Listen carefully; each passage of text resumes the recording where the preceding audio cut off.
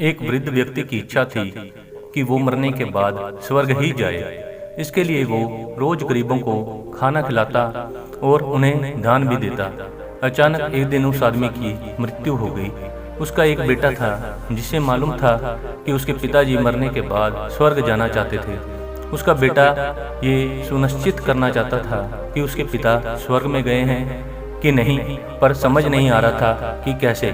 गांव के कई विद्वान लोगों ने सलाह दी कि गौतम बुद्ध, जो कि एक प्रबुद्ध व्यक्ति हैं, यदि वह सवयं तुम्हारे पिता की सिफारिश करें तो तुम्हारे पिता यकीनन सीधे स्वर्ग में चले जाएंगे।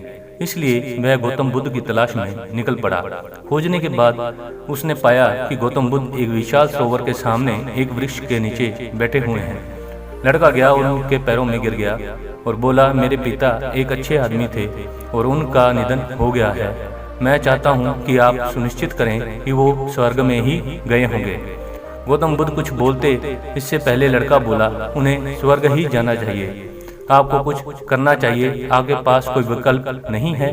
गौतम बुद्ध ने कहा, अब मैं क्या करूं? तुमने मुझ पर पहले से ही ये शक्ति कर दी है।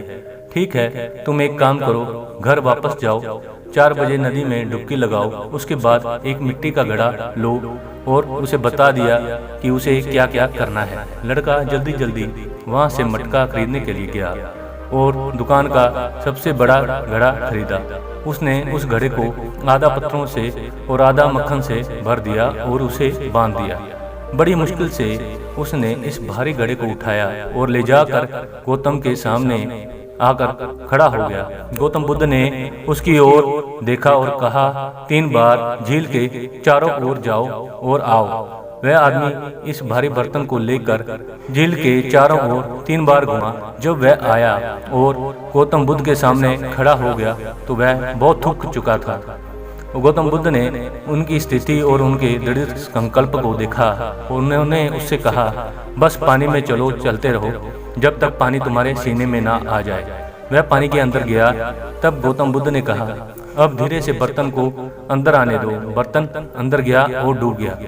गौतम बुद्ध ने एक मोटी छड़ी उठाई, उसके पास फेंकी और कहा, छड़ी लो और अब एक ही झटके से तुम बर्तन को तोड़ दो। तोड़ने के बाद यदि पत्थर तैरने लगे और मक्खन डूब जाए तो समझ लेना तुम्हारे पिता स्वर्ग में गए हैं, अन्यथा नहीं। घड़ा पानी के नीचे था और वह आदमी थक गया था। वह बोला, एक झटके से तोड़ना मुश्किल काम है।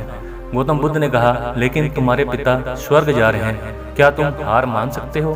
वह वहीं खड़ा हो गया और तैयार हो गया। उस आदमी ने उन सभी देवताओं के बारे में सोचा जिन्हें वह जानता था और उसने अपनी सांस रोक रखी थी। एक ही झटके में बर्तन टूट गया और मक्खन ऊपर आ गया। उसने इस अपवित्रता की ओर देखा और मक्खन ऊपर आ गया है, अब क्या करें? उसने गौतम बुद्ध की ओर देखा।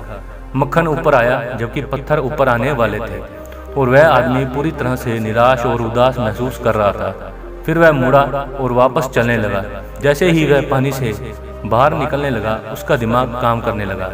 वह गौतम बुद्ध के पास आया और पूछा, आपने कहा था कि मक्खन डूबेगा और पत्थर तैरेंगे, ये कैसे संभव है? ये तो प्रकृति के नियम ही ऐसे हैं कि पत्थर ही डूब सकते हैं, मक्खन केवल तैर सकता है। क्या आपने मुझे धोखा दिया है?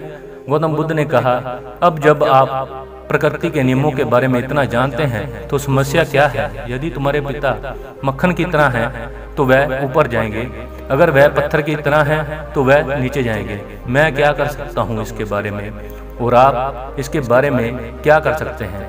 आप बहुत थके हुए लग रहे हैं, घर जाओ और सो जाओ। तो दोस्तों, ये कोई नहीं कह सकता कि मरने के बाद व्यक्ति कहाँ जाएगा, और ना ही इसका कोई जादू है। ये तो कर्म का फल है। यदि व्यक्ति अच्छे कर्म करेगा तो स्वर्ग ही जाएगा और बुरे कर्म करेगा तो नरक। हर व्यक्ति को अपने कर्मों का ज्ञान होता है।